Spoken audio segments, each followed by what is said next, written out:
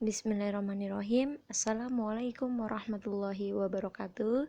Good afternoon, everybody. How are you today? I hope you and your family always be fine, always be healthy, and always be happy. Okay, before we start our lesson today, let's we pray together. Pray begin. Amin. Thank you.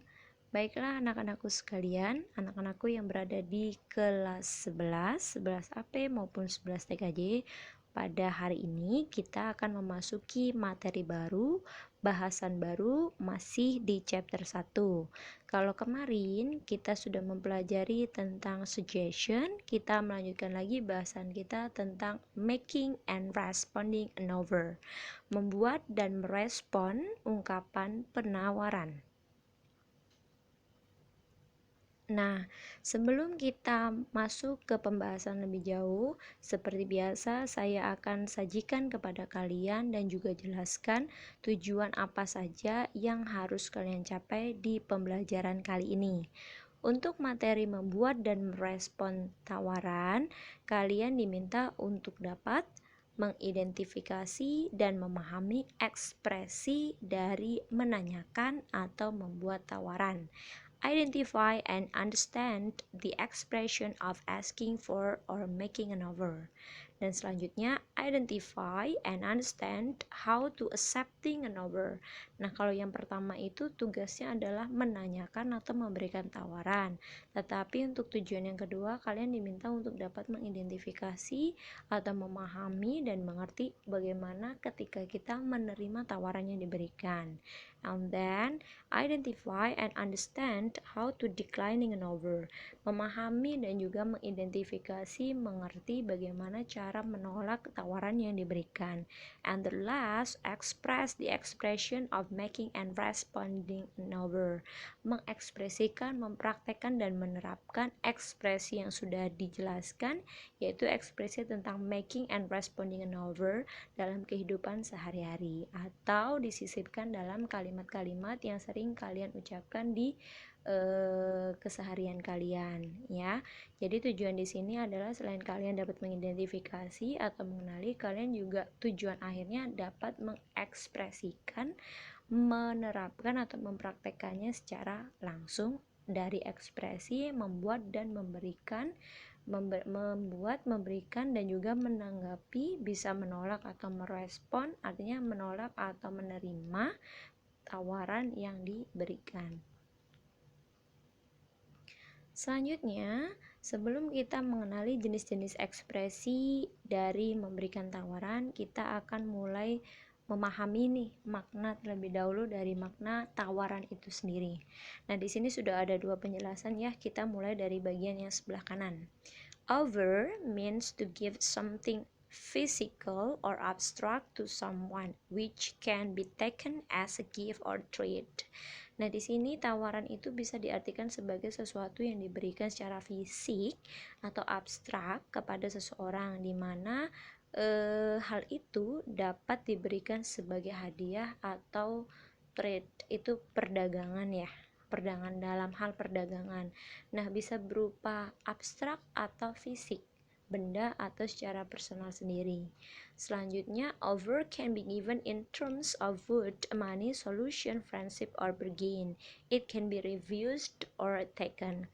Nah, sama artinya dengan yang penjelasan pertama, bahwa tawaran di sini itu diberikan dengan istilah pemberian itu bisa berupa barang. Barang ini makanan ya, kemudian uang, pemecahan masalah atau jalan keluar, kemudian pertemanan atau tawar-menawar. Nah, sering terjadi di trade tadi ya, atau di jual beli. Kemudian tawaran ini it can be refused or taken. Jadi tidak selalu harus accepting, bahkan kadang di refused atau di declining. Jadi tawaran ini endingnya bisa ditolak atau bisa diterima. Itu pengertian dari tawaran itu sendiri. Ya, jadi bisa berupa fisik atau abstrak, bisa berupa personal ataupun benda, bisa berupa makanan, bisa berupa uang, pemecahan masalah atau jalan keluar, kemudian pertemanan, bahkan tawar-menawar yang biasa atau sering terjadi di istilah perdagangan. Selanjutnya, kita masuk ke bagaimana cara untuk membuat penawaran atau membuat diri kita itu menawarkan sesuatu. Bagaimana sih cara menawarkan sesuatu kepada orang lain? Misal nih, kita pengen banget beli es krim. Nah, kita mau ngajakin temen kita tuh, bagaimana caranya? Nah, kalau untuk kalimat sehari-hari secara bahasa Indonesia mungkin gampang ya, tetapi dalam kalimat bahasa Inggris itu ternyata ada strukturnya, ada polanya. Nah, mari kita ketahui apa sih susunan dari kalimat tawaran yang betul supaya kalimat kita jelas, tidak rancu dan diterima dengan baik. Nah, di sini sudah saya siapkan sebuah tabel yang terdiri dari 3 kolom. Kalian bisa lihat di situ ya. Yang paling kanan terdiri dari modal verbs, modal kata kerja bantu ya, atau bagian dari auxiliary, itu bisa berupa can atau could, bisa pilih salah satu, will atau would, kemudian may, dan shall atau should. Nah, di sini can atau could itu artinya dapat, will atau would akankah, akan, may itu boleh atau mungkin, shall atau should itu sebaiknya. Nah, kenapa di sini kok can atau could artinya sama? Ya sama. Can atau could itu sama-sama artinya dapat, sama artinya dengan will sama would, shall atau should. Tetapi kalau can, will sama shall dan juga may itu biasanya dipakai di simple present tense. Sedangkan could, would atau should itu dominan dipakai di simple present tense bisa dan juga di past tense bisa, tapi lebih utama di past tense. Sedangkan kalau di simple present, kesan could, would atau should itu kalau dalam kalimat memberikan rasa lebih sopan atau lebih polite. Jadi artinya sama ya. Di sini bisa fleksibel. Kalau could, would sama should bisa dipakai di present dan juga past, sedangkan kalau can, will, may sama shall hanya di present aja. Itu ya. Kemudian setelah ada modal verb itu diikuti dengan subjek. Dan subjek di sini kalian harus tahu bahwa subjek yang dipakai adalah subjek pronoun, kata ganti orang. I, you, they, we, she, he, it. Itu ya. Tetapi untuk memberikan tawaran, kita kan lebih dominan menawarkan diri kita atau kita dengan teman kita. Maka nggak mungkin dong kalau kita bilang could he, dapatkan dia, gitu. Artinya kan kalau dapatkan dia berarti kan kita yang meminta. Tapi kalau bilang could I, dapatkah saya, artinya ada kesadaran untuk memberikan bantuan atau penawaran yang datang dari diri kita. Nah, maka di sini untuk pronoun yang dipilih meskipun ada I, you, they, we, she, he, it, ada 7, hanya saya sertakan 3, yaitu yang termasuk dalam penawaran anggota subjeknya adalah I, you, sama we. Karena di sini kembali lagi menawarkan bantuan itu berasal dari diri sendiri, bukan meminta orang lain untuk melakukannya untuk kita, tidak ya. Tapi di sini making an offer artinya membuat penawaran di mana tawarannya berdasarkan diri kita sendiri, karena kita sanggup, kita mampu, kita memberikan bantuan atau jasa kepada orang lain. Kemudian untuk objek itu benda atau hal apa yang bisa kita lakukan. Maka kita bisa baca dari contoh yang pertama, can I bring your book over there? Dapatkah saya membawakan bukumu yang di sebelah sana? Atau could I bring your book over there? Sekali lagi ya, untuk could, will, sama should itu memberikan rasa lebih sopan, dimana kalian bisa pakai untuk menawarkan kepada orang yang lebih tua atau orang yang kalian hormati atau kepada orang yang baru kalian kenal. Kemudian, will you like to drink a cup of coffee? Suka nggak kamu kira-kira kalau minum kopi? Atau would you like? Suka nggak sih? Akankah kamu atau sukakah kamu untuk minum secangkir kopi? Nah, ini memberikan tawaran ya. Suka nggak kira-kira? Nah, gitu. Kemudian, may I help you? Bolehkah saya membantumu atau mungkinkah saya membantu kamu? Kemudian, shall atau should? Shall we take you home now? Sebaiknya saya mengantarkan kamu pulang. Should we? Maaf. Shall we berarti sebaiknya kita mengantarkan kamu pulang, atau should we take you home now, atau sebaiknya kita juga mengantarkan kamu pulang. Nah, sekali lagi ya, di sini saya perjelas karena ini fokus kepada making an offering, bukan asking tapi making, membuat tawaran. Jadi tidak semua subjek pronoun saya masukkan, hanya 3 yang saya sertakan, yaitu I, you, sama we, yang dimana 3 pronoun ini lebih dominan dipakai ketika making an offering, membuat penawaran. Jadi kesannya apa? Kesannya orang yang membuat kalimat ini atau menyampaikan hal ini itu memang ada kesadaran untuk melakukannya sendiri, bukan karena dimintain oleh orang lain, gitu ya. Selanjutnya kita masuk ke bagian contoh. Nah, kalau tadi itu strukturnya, kalau ini contoh secara langsung sudah digabungkan dari modal verb, subjek, dan juga objek. Kita mulai dari yang pertama dengan kata can. Can I help you? Dapatkah saya membantu kamu? Nah, menawarkan ya. May I give you a hand? Bolehkah saya, mungkinkah saya membantu kamu? Ini tawaran juga. Shall we go home after dinner? Bisakah kita pulang setelah makan malam? Nah, tawaran juga ya. Will we go for traveling next week? Akankah kita pergi? Akankah kita pergi untuk jalan-jalan minggu depan? Nah, ini juga tawaran. Belum tentu harus diterima, tapi juga dapat ditolak. Namanya juga memberikan tawaran ya. Kemudian, could I bring you a hamburger? Dapatkah saya membawakan kamu sebuah hamburger? Ini sudah jelas sekali bahwa ini tawaran.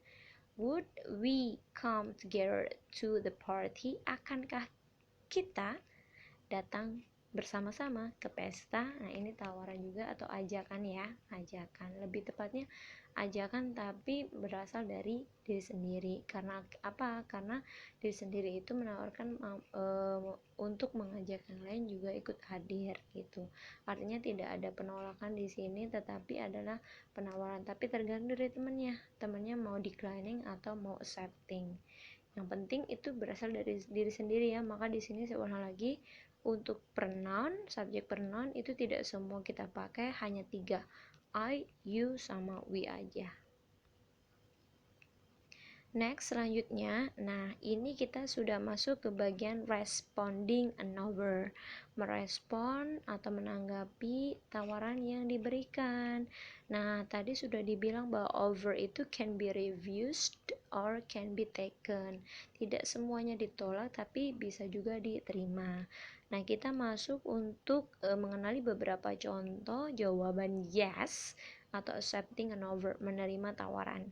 Thank you, kita bilang thank you, terima kasih karena menghargai, karena sudah ditawarkan. Thank you, it is very kind of you. Kamu baik sekali ya. Kemudian yes please, ya silakan, I really appreciate it. Saya sangat menghargai hal itu. Good job ya kalau udah bilang kayak gini ya. Kemudian yes please, that would be lovely. Ini jawaban orang ketika kalian memberikan bantuan yang memang berharga untuk dia. Maka dia bilang, ya silakan, sangat menyenangkan mendengarkan hal itu. Gitu, baik sekali sih kamu. Gitu. Thank you, terima kasih. I appreciate your help. Saya sangat menghargai bantuan kamu. And the last, yes please, ya silahkan. It will be very kind of you.